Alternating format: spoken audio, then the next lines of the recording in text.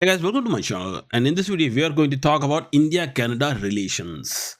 This is not gonna be just some random video where I'm going to talk about some news or something, and then we say, hey, relations, yay, very good, this that. No, this is going to be very interesting video because what if I tell you that in this century, actually, Canada will become one of the most important countries in the world, and especially in the Western Hemisphere. As a matter of fact, I believe that um, in this century, most countries will be talking about Canada rather than anybody else, any other country in the Western Hemisphere.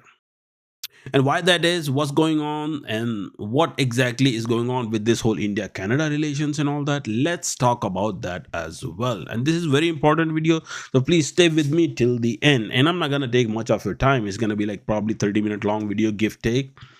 So yeah, but it's very important. All right, so let's get started, let's get going. Please do like and subscribe because lots of you who watch my videos, uh, at least 98% of people don't even subscribe. So if you subscribe, it will be helpful for me, and it doesn't cost you a penny. Okay, so please do like and subscribe. I mean, put your feedback, whatever. Okay, so let's get started. All right, so what exactly is going on? See, in 2023, India Canada relations went rock bottom. And why that happened, I'm not going to get too much into the details of it, but it was mainly because of Justin Trudeau. Was He just didn't know what he's doing, and he was relying more on the terrorists that India has already banned in the country and to win the election. Okay, that's what he was basically doing. And then he was blaming India for whatever was going on in Canada. And long story short, relations were rock bottom. And then uh, he lost, and Mark Carney became prime minister. And since then, he's been trying to revive the relationship for quite some time.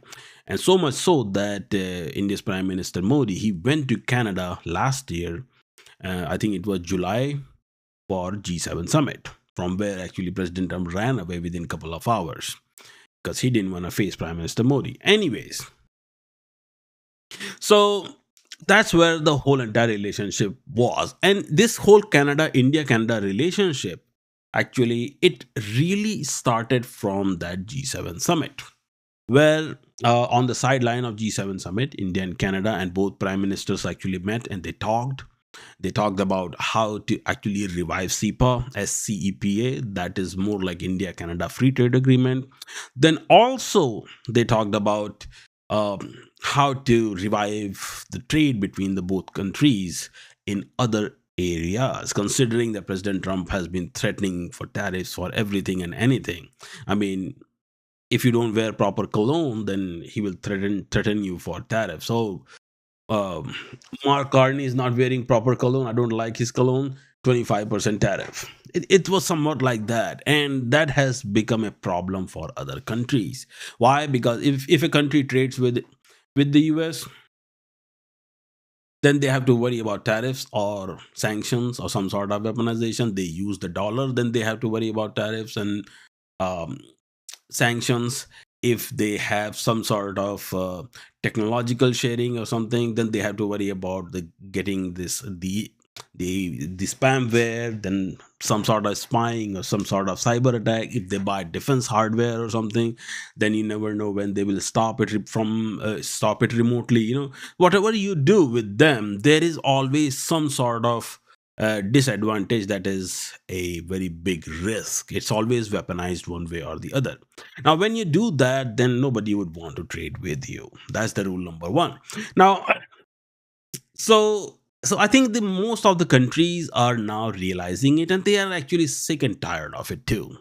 That why it just can't be normal, right?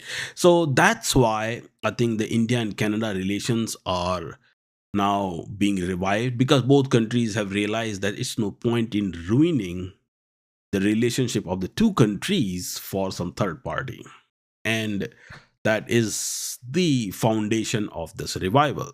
All right, and then other things too. Something that I made a video. I mean, that not just in one video. I have said this thing in many videos that there is an attempt for monarchy to rise. And when India signed the free trade agreement with United Kingdom, I said that India is going to sign the free trade agreement with Australia, it's going to sign it with New Zealand, it's going to sign it with Canada as well. And this is going to happen. All right. Now, there are a few other things that are going on, but I'm not going to get into that because that's not the scope of my channel. I don't dwell into conspiracy theories, but uh, I dwell into the inference, the conclusions, the data, and facts. Okay. So far, for India Canada relations. Now, the latest is this. The what happened is that India and Canada actually they use this India's Energy Week, which is going on in India right now, to start a serious energy cooperation that they put in writing. Okay, and there is a joint statement that I'm going to talk about, and then I'm going to talk about what else is going on. Okay, so let me first of all share my screen. Okay, let's look into all this later on, but first of all, let me share my screen for this whole entire thing. Okay, so right here, the joint statement between Natural Resources Canada and the Ministry of Petroleum and Natural Gas of India. This is the joint statement. Okay, joint statement was launched or released during this conference, that is India's Energy Week 2026. What exactly happened here? Let's talk about that. All right. At the invitation of Honorable Minister of Petroleum and Natural Gas of India, His Excellency Shri Hardeep Singh Puri, the Honorable Minister of Energy and Natural Resources of Canada, His Excellency Timothy Hodgson, participated in India's Energy Week 2026 in Goa. Okay, marking the first high level participation of a Canadian cabinet minister at IEW. On the sidelines of the event, the two ministers held bilateral meeting and launched the renewed Canada India Ministerial Energy Dialogue. During this meeting, the ministers affirmed the immense importance that energy security and diversity of supply has in the safety, well-being, and economic vitals for both countries. This meeting is a follow-up to the direction provided by the Prime Minister of India and Canada during their interaction on the sidelines of G7 summit held in June 2025 in Kananakis, Canada, wherein both leaders underscored the importance of restarting senior ministerial as well as working level engagements. Okay, so now give me a second. I'm just trying to adjust things. All right. Natural Resources Canada and India's India's Ministry of Petroleum and Natural Gas recognize the complementary nature of their energy sectors. All right, the mutual value to be gained on sustained engagements on energy matters. Canada has stated its goal of becoming an energy superpower. You got to pay attention to what I'm saying here. Okay, energy superpower in clean and conventional energy. Okay, so pay attention to all this. This is very important. With the export diversification as a priority, while India, as the epicenter of global energy landscape, offers a natural and symbiotic partnership grounded in scale, stability, and long term opportunity. Canada has current and emerging liquefied natural gas projects, is increasing production and export of crude oil to markets in Asia via the Trans Mountain Expansion pipeline, and is advancing liquefied petroleum gas exports to Asia via the west coast of Canada. You have to think about all these things, okay? Now, first thing is this is important part, right? Trans Mountain Expansion, TMX, okay? And then another one is west coast of Canada, okay? West coast of Canada. Now, at the same time, India being world's third largest oil consumer, fourth largest LNG importer, third largest LPG consumer, and having fourth largest refining capacity, is projected to remain at the center of global energy landscape, accounting for over one third of the growth in global energy demand over the next 2 decades. Largest contribution by any country. Even efforts are underway in India to substantially scale up domestic oil production, significantly expand refinery capacity, increase the use of natural gas in the energy mix. Now, for those who don't know, India actually runs its CNG vehicles and all too. So you have to understand that. Now, thus, India and Canada have significant potential to emerge strong collaborators in the area of energy fuels. In this context, ministers affirmed to deepen bilateral energy trade, including supply of Canadian LNG, LPG, and crude oil to India, and supply of refined petroleum products from India to Canada. This is another important point here, meaning that meaning that that Canada is going to import the refined petroleum products from India, and it will export crude to India. And they see, now you have to think about it this way too, that all this happens through the west coast of Canada. What is west coast though? Now, if you want to look at the west coast, then let me actually open the map and then let's look into it. Okay, let's open the Google Maps and then let's talk about it, because this is gonna get interesting. That's when you actually see this strategy. Okay, so give me a second. All right, so this is now, as you can see, this is Canada, right? So if you look at this, what do you see? You will see through the west coast, east, west, north, south. Okay, now, so if we go here, what do you see right here? Bering Sea.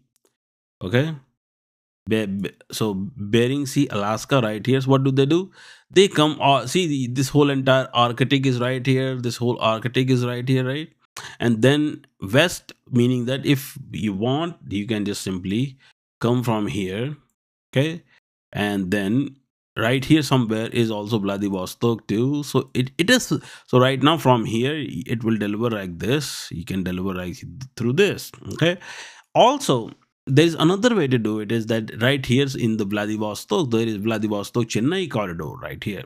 So Canada can merge this here too. So that means that's a different story I'm talking. I'm just giving you the speculation, the different supply chains. So how this supply chain is going to route everything, that is to be seen yet. But like Canada mostly will, Canada ships it from its west coast. Okay, now west coast, if you look into it, then you have northwestern passages too, right? This is Canada's Arctic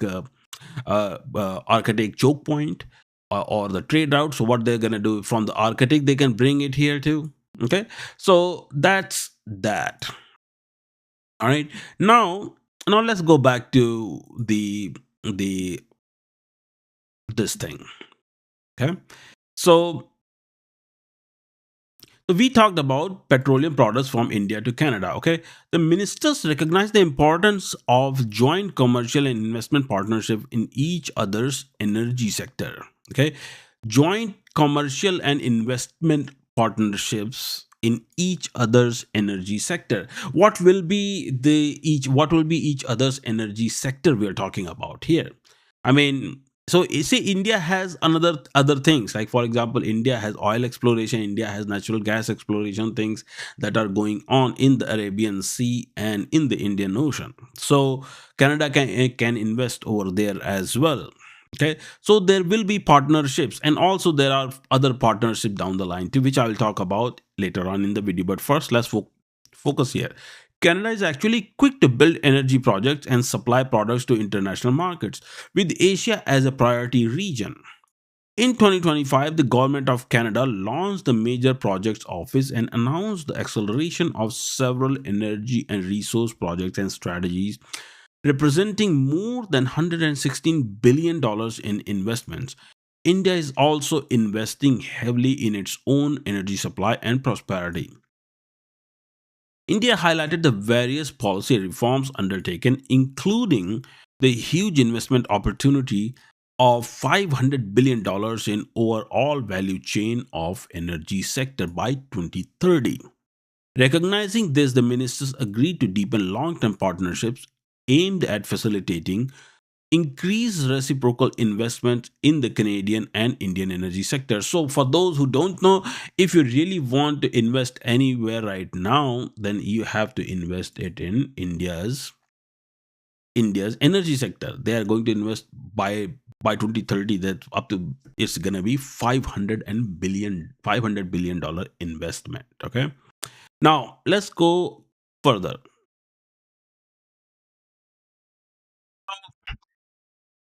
The ministers also recognize the importance of climate related objectives. This includes efforts to reduce emissions in conventional energy value chains, including through carbon capture, utilization, and storage, and support for the development and deployment of cleaner technologies as energy demand grows. Recognizing that there exists a huge potential for cooperation in clean energy value chains, the ministers noted the opportunities for collaboration in renewable energy, including hydrogen, biofuels, sustainable aviation fuel. Now you got to pay attention to these things. Okay, renewable energy. India is very big on this thing. Okay, including hydrogen and biofuels. In India is actually where India has lots and lots of projects that are related to blue hydrogen and all, and biofuels around too. So, and India is transforming its vehicles uh, in this direction as well. Okay, now sustainable aviation fuel. Now you have to understand this, that India is developing its aviation industry really really heavily and big time. Okay, so this is another requirement for that industry. Okay, now battery storage, critical minerals, clean technologies, electricity systems, energy supply chain resilience, and the application of artificial intelligence in the energy sector. How that's going to happen with the artificial implementation of AI in the energy sector? What's going to happen is that you can actually control the carbon emission. You can also control the energy consumption to avoid the wastage of the energy. Okay, so that's the whole angle here, right? The ministers noted the ongoing collaborative efforts to advance the global energy transition via global development and deployment of biofuels through global biofuels alliance. So they're working on the GBA, global biofuels alliance, where Canada is an observer.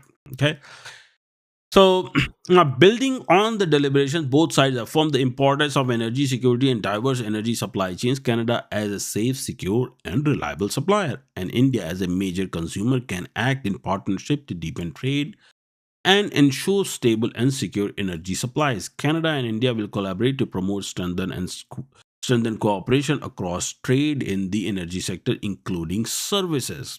Okay, so and trade in the energy sectors and services as well. Now, what kind of services we'll have to see. Their commitment to to continued government to government dialogue and cooperation, such as through the Canada India Ministerial Energy Dialogue and regular ongoing expert collaboration. So, the intention to work in partnership to support meaningful business to government collaborations across the value chain, their mutual intent to continue supporting work through bilateral and multilateral mechanisms. What are the multilateral mechanisms here? Bi- G7 and BRICS, as well as with industry partners to support climate objectives from benefit of the global for the benefit of the global community. Okay, so that's the statement, joint statement from that conference, that meet. Okay, India's Energy Week 2026. Now let's look at more things here. Okay, now what exactly happened? So India made it official. If you look at it, this is from X. India Energy Week 2020 held January 27 to 30, January 20 in Goa, showcasing India's energy ambitions, with Modi highlighting 100 billion in exploration investment by 2030. This is for exploration investment, okay? By 20 and 30 billion in compressed biogas. Key deals include relaunched energy dialogue with Canada for LNG crude trade, plus Bharat Petroleum 780 million crude contract with Brazil's Petrobras. So all these things are being discussed. Okay, Minister Hardeep Singh Puri touted green advances like hydrogen. We talked about all that, right? Pushing India to drive 30% of global energy demand growth by 2050. All this is there. Now, Canadian Minister Tim Hodgson, what he said on this. What he's saying is that if Canada wants to be an energy superpower, we need to be trading our energy and natural resources with one of the world's largest energy markets, India. That's why this week I am in India for trip of firsts, Canada's first federal ministerial presence at the India Energy Week. The first Canada India energy dialogue in 8 years.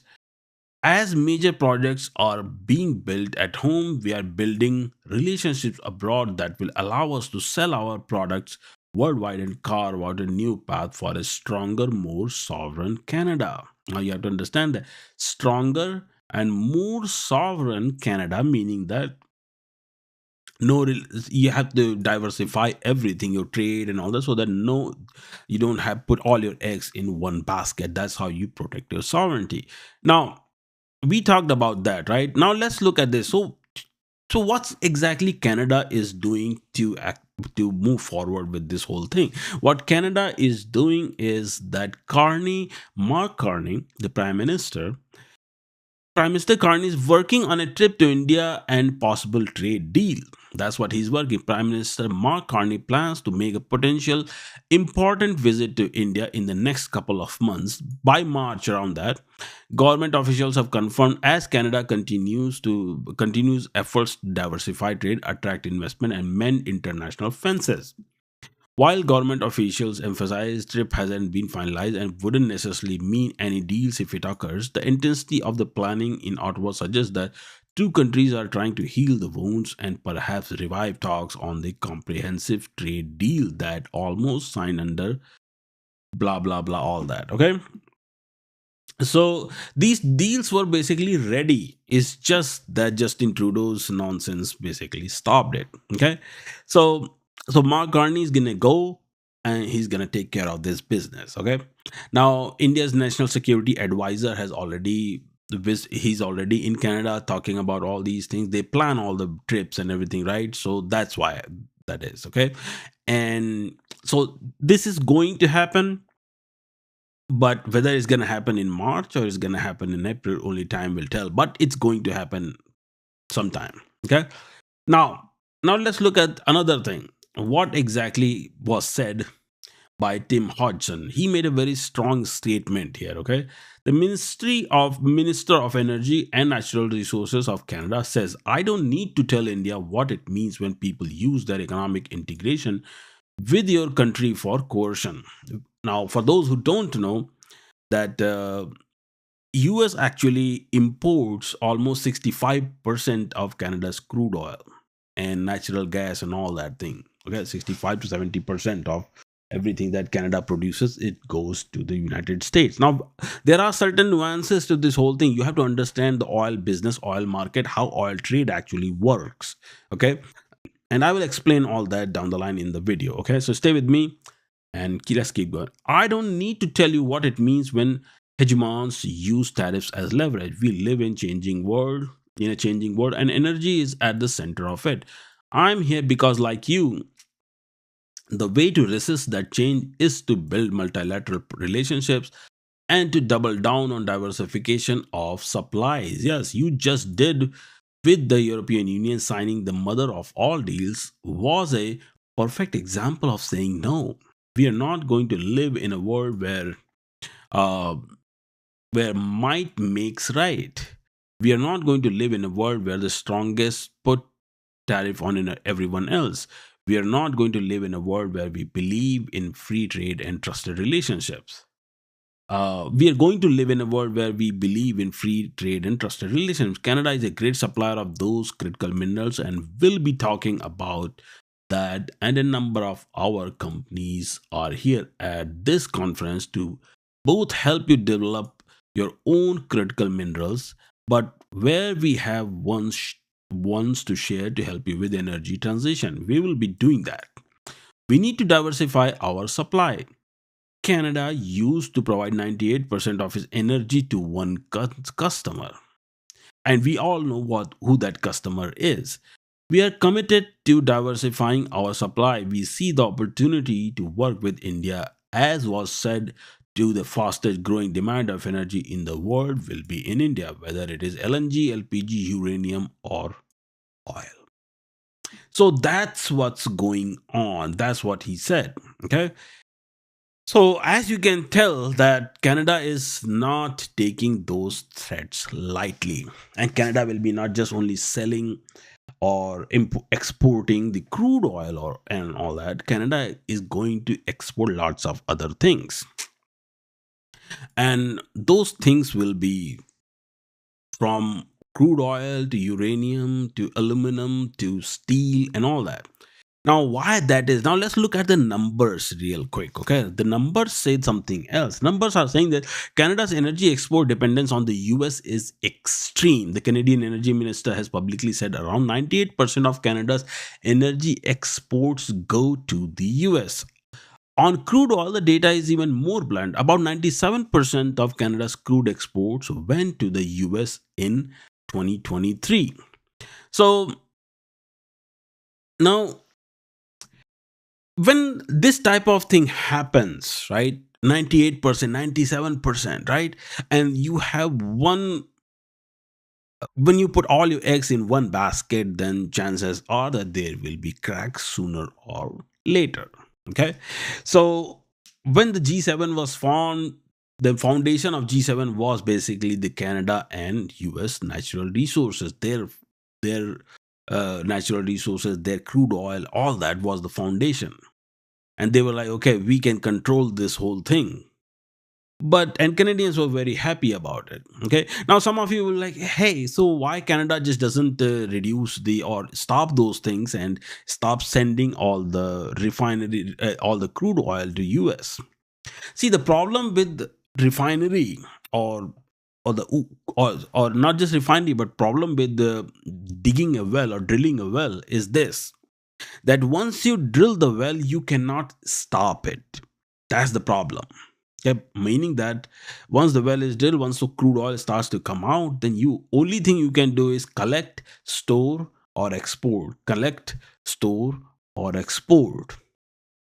Okay, this is why when US applies sanctions on Russia, okay, this is why when US applies sanctions on Russia, then Russians were in big trouble. You have to understand this, that you cannot sell that oil, but you cannot store it either. I mean, how much you're going to store? Let's say you store it, then what? So this is why they were looking for the market right away, and that's why they're like, okay, it's best to reduce the oil price.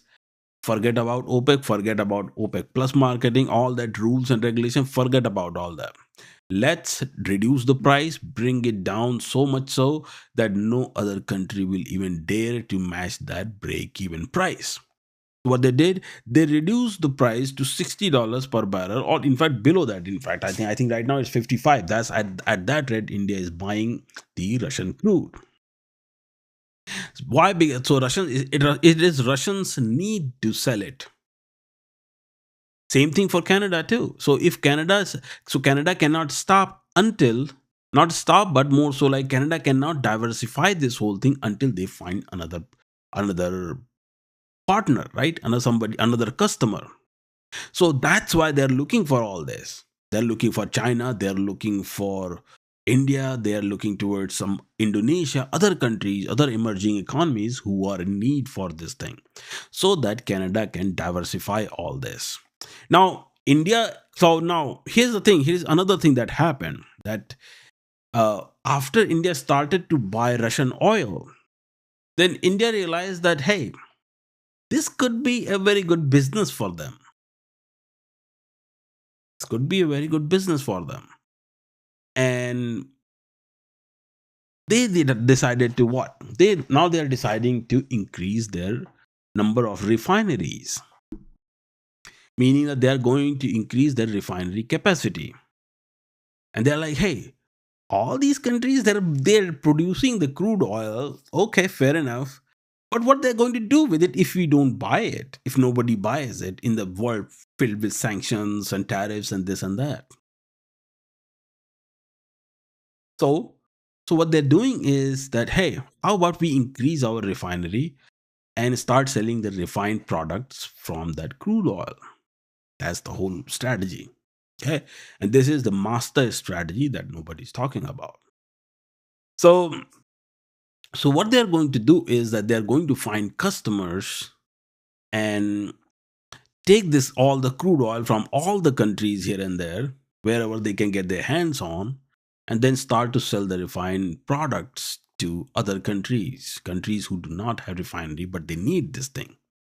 So if India is going to buy a cheaper crude oil, then they're going to sell that to especially the countries in the global south. And because countries in the global south have very dense requirement for the energy and they're looking for cheap energy as well. So now you are getting into the business of what? Providing the cheap energy. All right. Now let's get some more into this number. Right. So so there was a broad tariff action like that included 25% on imports from Canada with 10% rate of Canadian energy resources. Okay.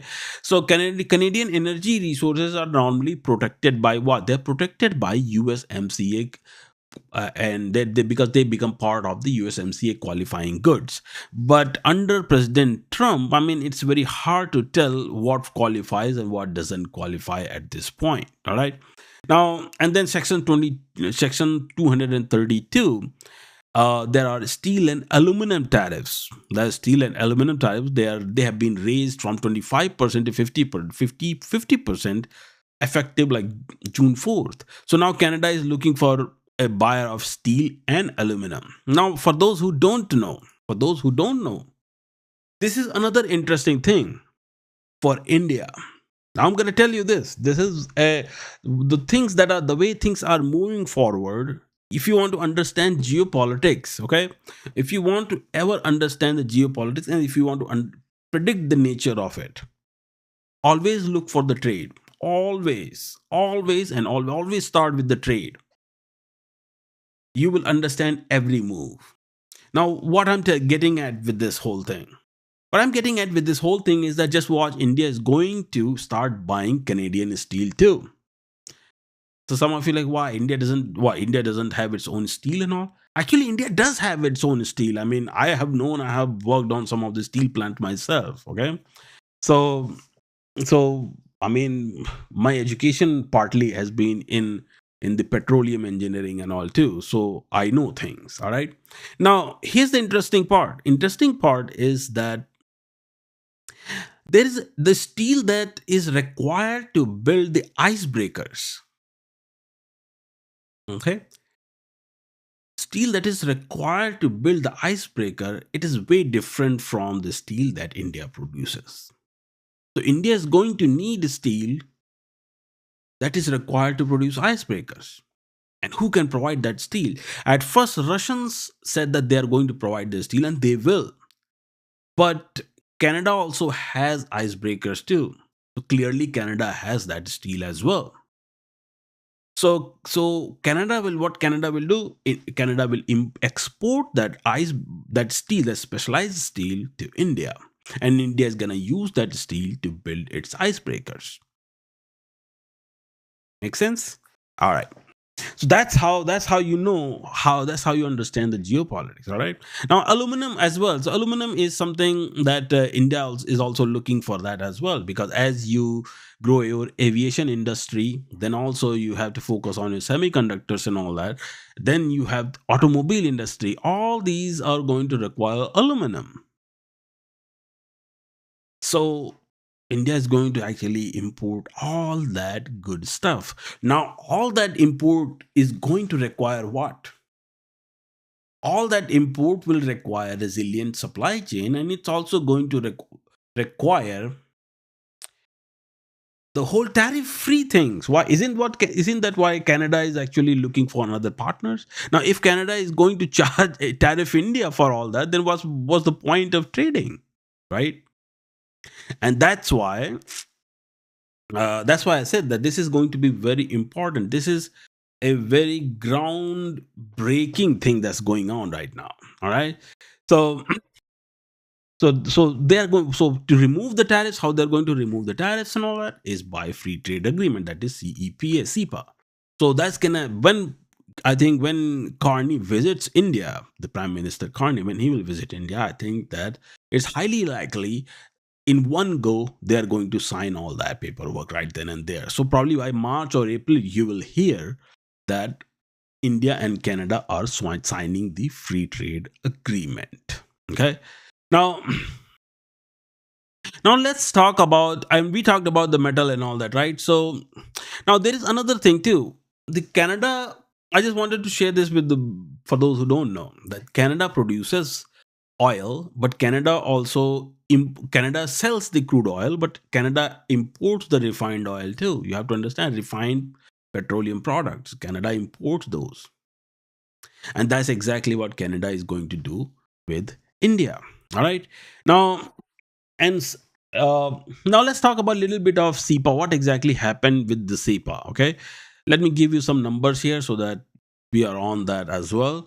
The Canada's official status is that it's in negotiations. All the deals, paperwork, everything is ready. It just needs to be signed. That's all it is. Okay, Canada says PM Mark Carney, PM Narendra Modi agreed on November 23rd, 2025 to formally launch CEPA negotiations, and Canada tabled a notice of intent on 24th. So that's how far, like, they talked, and next day this was notice of intent was already there. Okay, Canada also ran public consultation explicitly to shape its approach to the CEPA negotiation.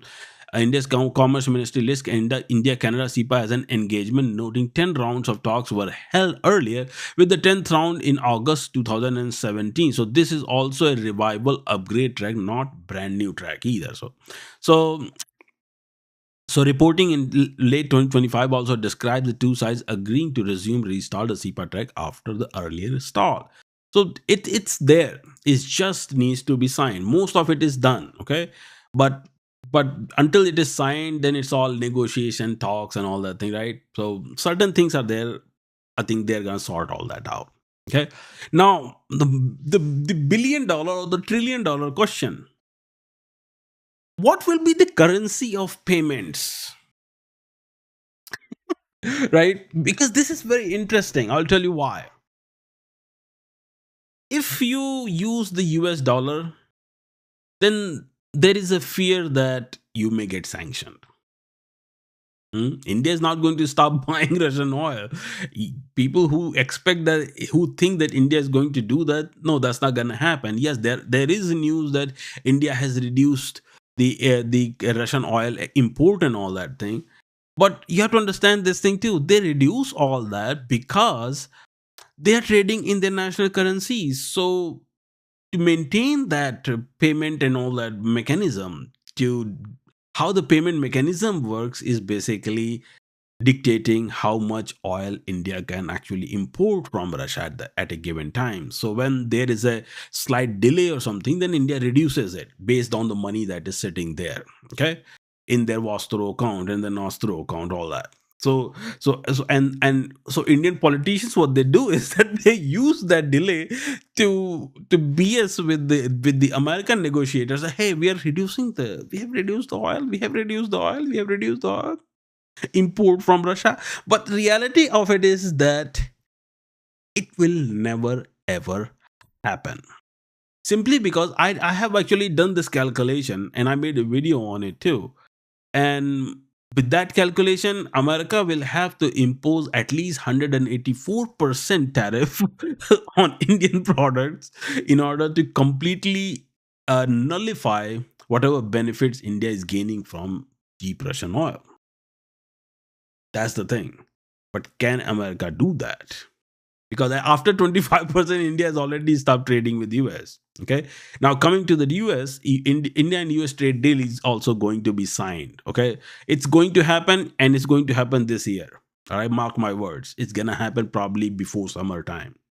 That's a guarantee. So anybody who thinks that that's not gonna happen, good luck. Keep dreaming. All right, that's it will happen. It may not be that extensive or whatnot, but it will happen. Okay. Now coming back to the currency and payments. So I think that currency and payments wise, India and Canada may start decide to trade in their national currencies. Okay, and I don't know. I'm just speculating. Why? Because the way things are, the way current state of affairs is that uh, uh, if you use dollar, if you have dollar, you're trading in dollar. Chances are you will get sanctioned. And if you are using, I mean, Swift, of course, so it goes to Swift and all that. So Swift, then bank to bank, bank wire transfers and all that. That actually there is 5 to 10% extra fees on all that as well. So if the goal is to reduce, if your goal is to cut the cost, reduce the price and all that thing, then yeah, you'll have to trade in your national currencies. And India is already focusing on internationalization of its currency. Okay, considering that there are so many Indian students and Indian uh, residents, in Indian nationals living in Canada, that Canada will wholeheartedly agree to trading in its national currencies, that India and Canadian dollar.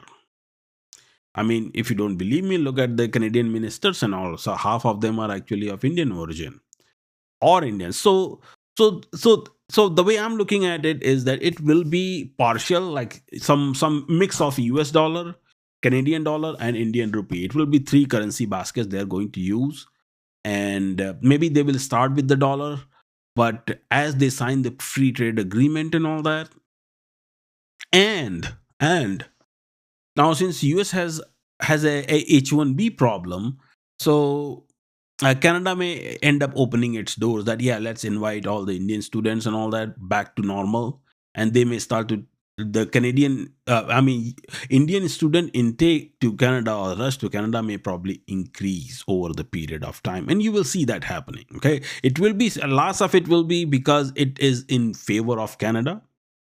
That's the number one thing, because if you trade with Canada, it's going to go up. Okay, if trade between India and Canada will go up, then clearly Canada will need more and more headcount to do the job, to do the work, right? So, and then second thing will be just to piss somebody off that hey, this is how you run your foreign policy, not like you do, right? So it will be it will be both the things, but so that's why I'm saying that we will see partial US dollar basket, then Indian rupee basket, and Canadian dollar basket. But it's not going to be entirely US dollar basket. You have to understand this. Okay. So the currency and payments wise, these three currencies will be used. All right. It's not going to be only one. Now, uh, so then now let's come down to the most important part. Okay.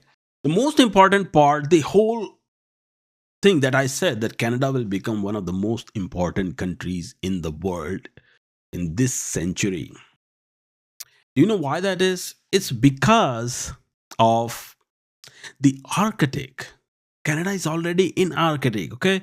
Canada is already in Arctic, and Canada is a member of Arctic Council. Canada is, other than Russia, Canada is the only country that has seven icebreakers. And as I showed you earlier in the map, from the map, right, in the video, that how Canada uses the Northwestern Passage to to export all its crude oil and everything else to India and China and other countries, right, in the Asian continent. So Canada, and after Russia, the country that actually that actually occupies the most territory in the Arctic is Canada. So anyone who thinks that Canada is going to join US or any such thing is going to happen, then good luck. That's not going to happen. Okay, Canada is seeing that this is a rock solid market, and uh, and the world's energy demand is going to grow in the nuclear reactor, right? The small modular reactors are going to be at play a lot because of all the AI and everything, right? The fourth industrial revolution, it's all the fourth industrial revolution that we are dealing with right now, okay? The fourth industrial revolution is going to drive the economy in this century. What is fourth industrial revolution? Fourth industrial revolution is basically the industrialization of the technology that was developed between the second industrial revolution and the third industrial revolution, and the gaps that have been there. Gap as in the gap, time gap, not any other gap, or the skill gap or something, okay? So what is that second industrial revolution? During the second industrial revolution, artificial intelligence was actually invented in the MIT's artificial intelligence lab. And after the third industrial revolution, if you notice, the dot-com boom came, the e-commerce and all that happened, right? So all that combined is going into what? Into the fourth industrial revolution. So e-commerce combined with the artificial intelligence and the machine learning and all is going to drive this fourth industrial revolution in this century. Okay. So architect is the ultimate thing at this point. This is the most important thing. And now let's look at the numbers here a little bit. Okay. The architect is like one of the few arenas where India already has legitimate access to access and continuity. Okay. So India and China both are observer in the Arctic since 2013. China is India, China, and Russia are already working on the polar Silk Road, right? Now, since and Russia has already invited India to invest more into the Arctic too. It's all there. There is Vladivostok Chennai corridor and all that too. INSTC is That's why INSTC is very important for India. You have to understand this. Okay, so when India collaborates with Russia in the Arctic, and with this whole energy deal and free trade agreement, once it is signed, and you will see that India is going to cooperate and work with Canada in the Arctic too.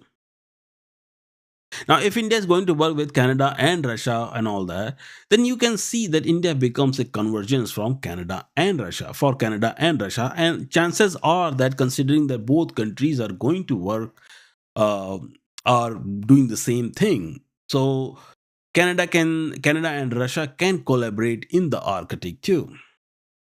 Okay. So when they start to collaborate, the chances are that Canadians may simply remove all the sanctions on Russia. And once that happens, then sky is the limit after that. Now, there have been certain other things too. Other things are that there are certain voices that talk about Canada joining the BRICS. Uh, Highly unlikely, but in geopolitics, anything is possible. But then again, you have to understand this, that France, Emmanuel Macron, president, he already talked about this, that G7 and BRICS should not work against each other, but they should work together with each other. Where do you think they're going to work together with each other? This is the kind of thing where they're going to work together with each other, right? Meaning that BRICS and G7 will collaborate in the Arctic. And to collaborate with the Arctic, they will have to utilize all the supply chains that BRICS has built over the period of time. The supply chains that nobody is going to block, nobody is going to sanction it, no, nothing. A rock solid supply chain. So when we talk about Greenland, so Greenland is not just about China and Russia taking it. Actually, the biggest American fear is that Greenland may actually be taken by Canada too. That's another fear too. And if Canada takes the Greenland, now even though not like that, the way you are thinking that militarily capture it and this and they may come up with some sort of deal or something. Because once the cooperation starts to grow, you don't know what will happen, right? So that's another thing. That is another of American concern as well. Okay. So this whole thing, so what Arctic can do for Canada is that it can strengthen Canadian identity as the Western side supplier. that is Asia can scale with. That's what Canada will do. Okay, so in the Western Hemisphere, Canada will become of utmost importance when we talk about the energy. And on the Eastern Hemisphere, it will be the Russians that will be the net energy supplier to everybody. Okay, so and at the end of it all, they both everybody they all will converge into Arctic. Okay, and you're gonna see that all this is gonna show up into what shipping routes, standards, science cooperation, long-term supply security, and all that stuff. Even the payment systems as well. So if you will see down the line that whatever the payment system at that point will be, okay, then if Canada and all they join all that together, then you have your answer, right? So that's where things are headed. Okay, and as we know, there's $500 billion investment India is going to do by 2030. So changes are going to be visible by 2032. All right. So where this whole entire thing, the dollar dilemma, the whole multipolar world and all that, everything will settle down. Okay, right now it's you will see there is turbulent stage. Okay, this whole thing is in its turbulent state. But slowly and slowly, as we head towards 2030, by that time, 2030, 2035, around that time frame, you will see that it has all settled down. Everyone in the world will know their place, and people will start to trade accordingly. They will have their partners, they will have their rock solid supply chain without having to get bullied by some random partner or something. They will have their options. So all that is going to handle. And what happens with this, with the multipolar world, actually I'm going to make a dedicated video on that, is uh it's going to reduce the war too. Okay, because war economy always thrives in the unipolar world and the unipolar currency and all that too. When there is single currency market, when you have uh, a unipolar world, then everyone is fighting for the same thing. So competition grows, and it becomes easy to really manipulate other countries for the interests and all that. So when the multipolar world starts to take off, you will see that nobody will have enough influence to really create artificial wars here and there. So that will be another good thing about the multipolar world. So this is it for this video, guys, and I will talk to you guys in another video. Take